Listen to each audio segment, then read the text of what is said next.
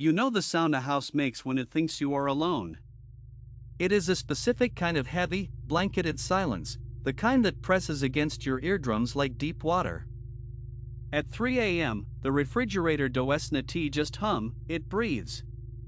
The floorboards don't just creak, they settle their weight. You learn to live with these noises if you live alone.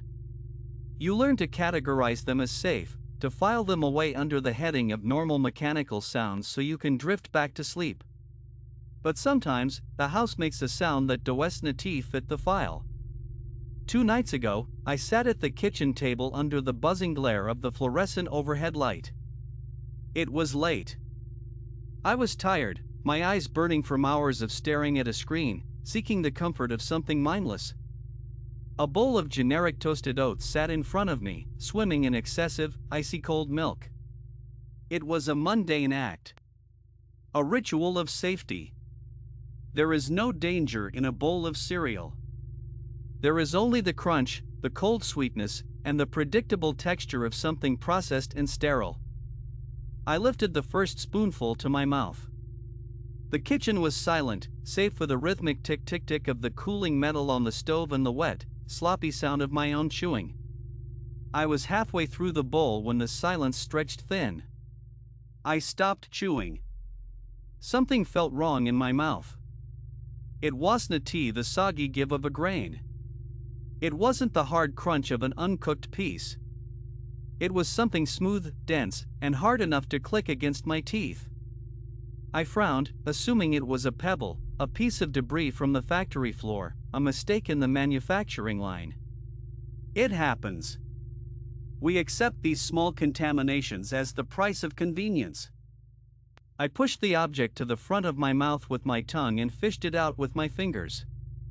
I dropped it onto the white ceramic surface of the spoon. The light overhead flickered onto a brief, stuttering hiccup in the voltagia, and in that flash of illumination, the object on my spoon gleamed. It was small, and yellowed, and unmistakably organic. It was a tooth. Not a baby tooth, small and perfect. This was an adult molar, heavy and ridged, stained with the faint brown discoloration of tobacco or old age. The roots were still attached, jagged and sharp, looking like wet, polished ivory. My stomach turned over, a slow, sick somersault. I stared at it. The milk on the spoon seemed to suddenly look thicker, like mucus. I set the spoon down gently on the table, the clatter echoing too loudly in the quiet room. I looked into the bowl. The cereal floated there, innocuous brown rings, but the milk had begun to turn a strange, filmy color where the tooth had been.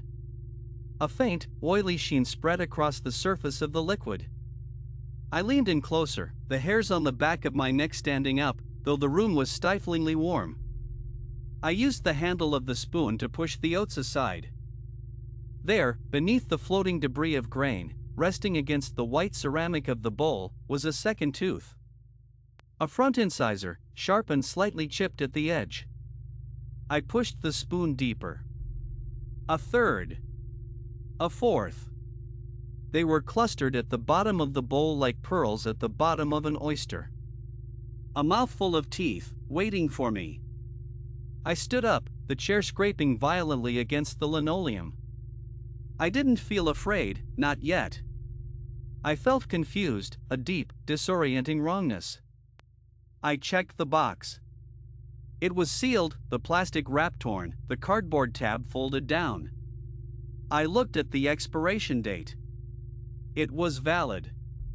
I looked at the bag inside. It was full of oats. I poured the contents of the bag into a clean mixing bowl, my hands trembling just enough to spill a few onto the counter. I shook the bag. I sifted through the dry, dusty grain with a wooden spoon. Nothing. Just oats. Just dry, safe, processed grain. I looked back at the cereal bowl. The teeth were still there. They hadn't moved. They were real. I poured the milk down the sink, watching the white liquid swirl away, leaving the wet, yellowing stones at the bottom of the basin. They clinked against the stainless steel, clink, clink, clink a sound like dice being rolled. I washed them with scalding water and dish soap, scrubbing them with a stiff bristled brush until my fingers ached, trying to clean the thing that had no business being clean. I threw them in the trash. I buried them under coffee grounds and eggshells. I took the bag out to the garbage can in the alley, the night air biting at my skin. When I came back inside, I locked the door. I locked the deadbolt.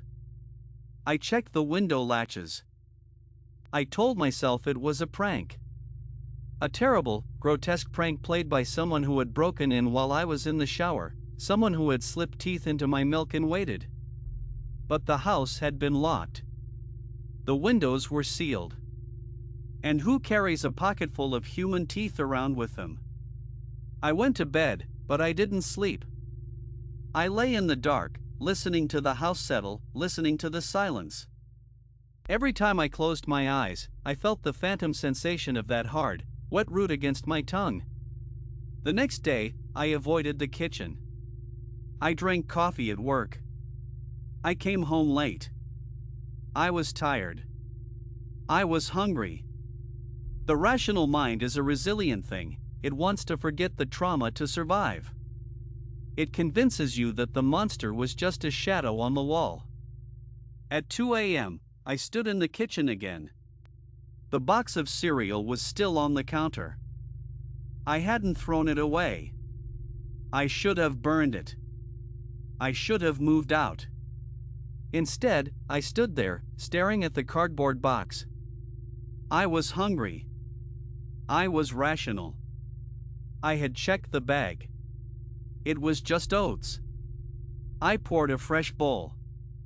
I used a new spoon. I used a new glass. I poured the milk slowly, watching the white liquid rise, covering the grain. It looked fine. It looked like breakfast. I sat down. The silence was heavier tonight. It pressed against my ears, but beneath it, I thought I could hear a faint, wet sound. A soft clicking. Asterisk click. Click. Click asterisk. I ignored it. I dipped my spoon in. I ate. Crunch. Swallow. Crunch. Swallow. It tasted like dust and sugar. It tasted safe. Then, the texture changed.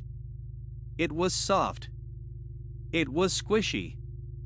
It had the give of raw meat. I froze. I could feel it resting on my tongue, heavy and wet. I didn't want to open my mouth. I didn't want to see it. But I had to know.